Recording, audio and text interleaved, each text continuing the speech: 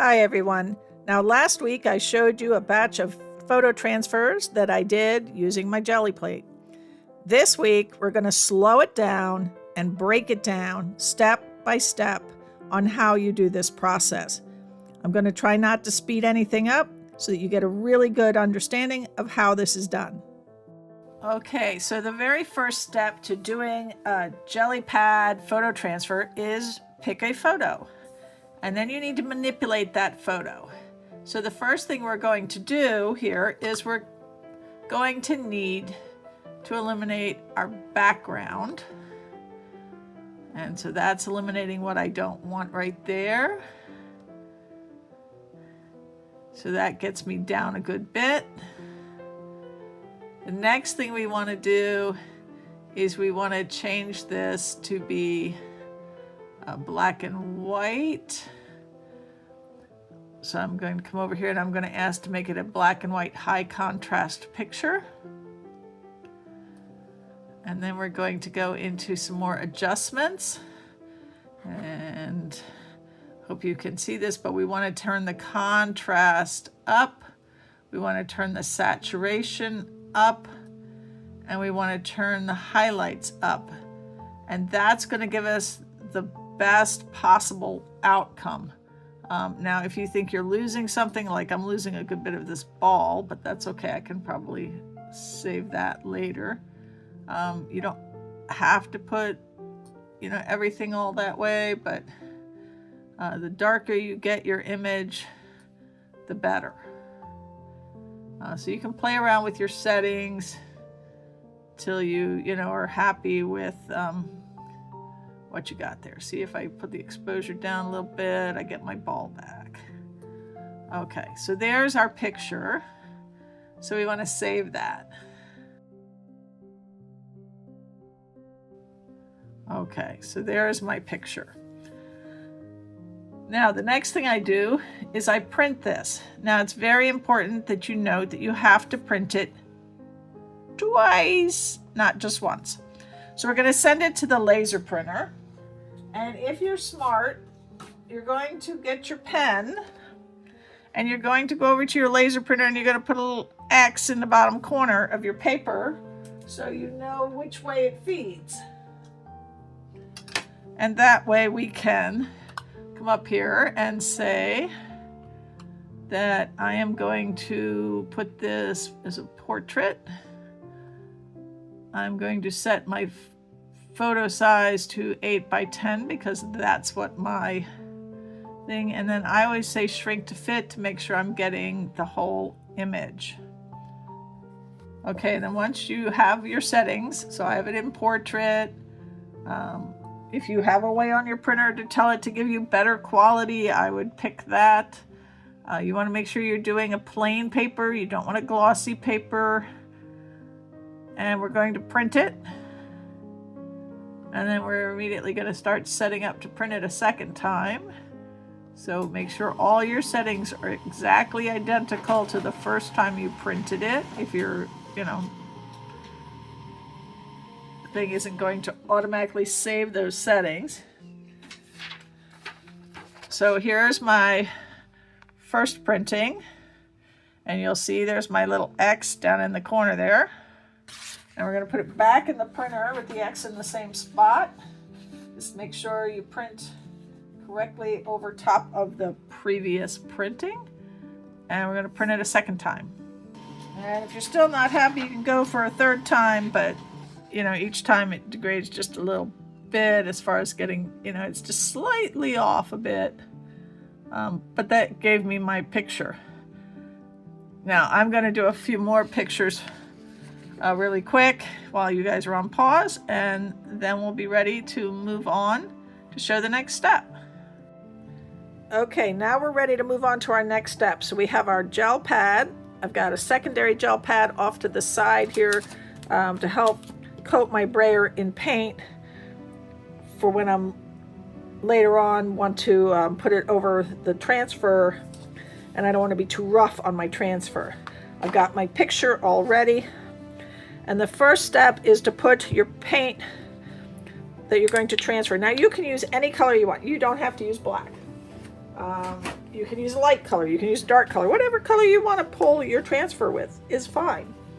You don't have to go with black. We're going with black just for the sake of demonstration.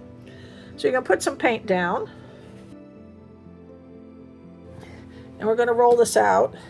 And I'm going to put that to the side for a minute. And we've got an extra piece of paper for cleaning our brayer over on the side here. Because remember, you want this layer to be fairly thin. You don't want to go too thick here. You're sort of almost transparent so that you're not too thick. It's going to be a nice thin layer. It's going to dry quickly. Plus, if you get too much paint, it's not going to absorb enough, and you're going to leave too much paint behind. So you want a nice, well, that's a little too thin layer. No, that layer's way too thin. Hold on. I took too much off. And I think we're getting this bubbling because it's so cold in here. I think it's the cold, because when I was in the warmer room doing this, I was never having this problem. So we're going to try and work fast and pray it doesn't bubble too much.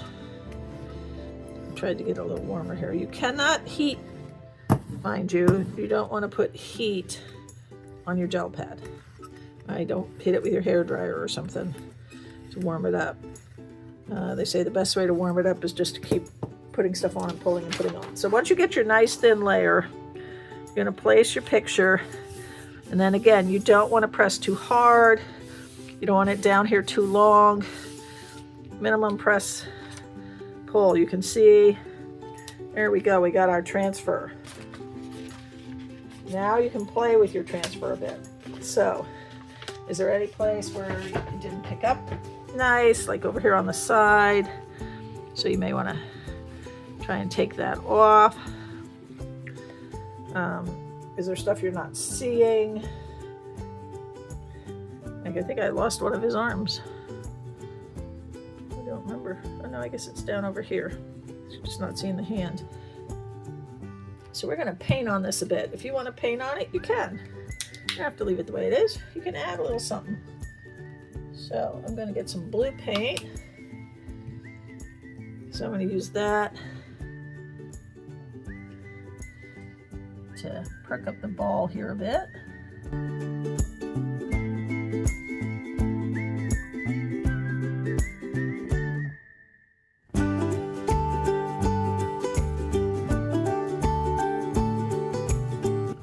You don't want this layer of paint to be too thick, but no, have some fun with it. Just as long as you keep it thin, because you need it to dry quickly.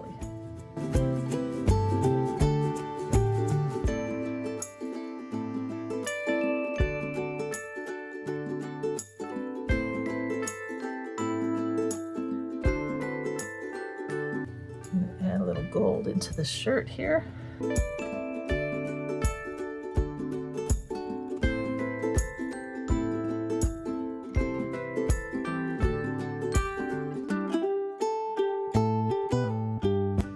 Just want to make sure that you're doing this gently so that you're not removing anything, you're just adding. You probably should wait till this dries a little more.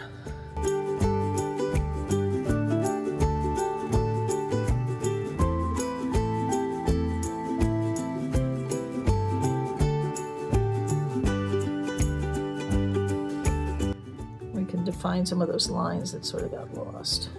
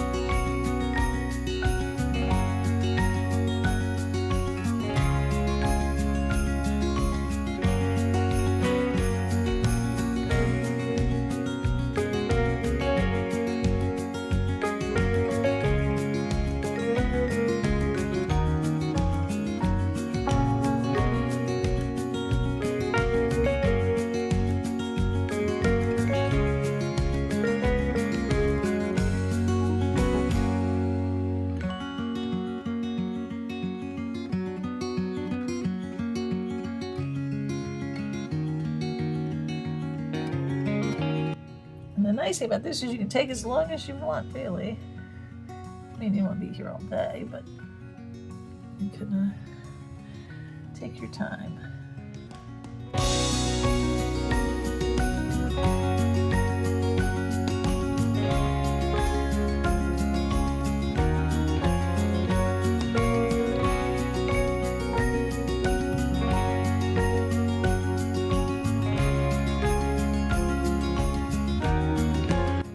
Let that sit for a few minutes and dry while I clean this up. We'll be back. All right, now you do want to make sure that if you've done any painting on it, that this is dry. All right, this is mainly dry. Still a little bit. But while that's finishing drying, I think I made it a little thick in places. We're going to get our background set here, and I'm going to mix a batch of different greens. Because, you know, it's grass. I don't want it all one green. So I'm going to take a little of this color green, a little of that color green, and we're going to mix them all together and see what happens.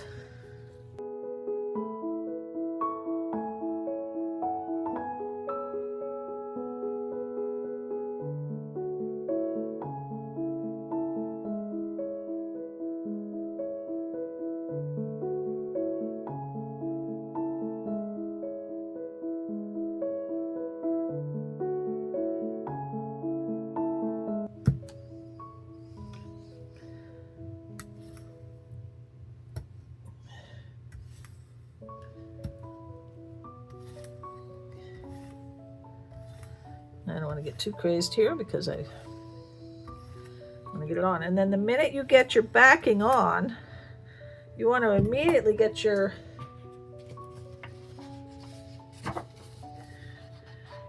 paper on there. And now you want to give a good hard press. In fact, if you have a spare brayer, you can even brayer it down to ensure it's really well pressed. And now you got to wait because this has got to dry. Now you don't want to dry it too long because if you dry it too long, it's going to stick really bad. But if you don't dry it long enough, it's not all going to come up. It's going to fail. I would say you got to wait at least 5 minutes, sometimes 10, sometimes 15. You probably never want to go more than 20. Because if you're waiting more than 20 minutes, you put too much paint on there. And you didn't let all your layers dry properly. And if you go too long, it's going to stick. And then you're going to have a mess. So we're letting this sit. It's all nicely pressed down. One thing you can do is you can run your hand over it to feel if the page feels damp still. It'll feel less damp as it goes. The other thing is you peel a corner up and see if all the color is coming up with the paper. There shouldn't be anything left on your pad if it's working right. So I'll be back. Okay, so like I said, you can peel up a corner. If it looks like 100% of everything's coming up, you can just keep on going. Ooh, hold on. Right there, the paint was still a little too wet and a little too thick. We're leaving stuff behind, so we're going to give it another minute. See if that dries up a little better. Hang in there. And yes, you can put it back down if it's not working right. All right, we're going to try and pull it. I'm afraid I put, well, we're starting to stick in places, so we're going to pull it. Oh, there we go. I think only the ball had issues. But look at that. That's pretty cool. I like that.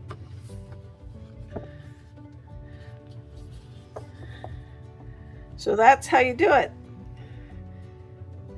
I'll give you a final picture result, but I'm pretty happy here. I hope that helped explain it better for you. And, you know, if you have any questions, leave me a comment and I will try and answer those questions. Hang on there. Okay, I hope you all really enjoyed this and it was informative. If you did enjoy it, please give me a thumbs up, leave me a comment, subscribe to my channel, and hit that notification bell so you know when I upload more videos. Now, this is part of Friday with Friends, so please follow all the links in the description box, and I hope you're all having a wonderful week.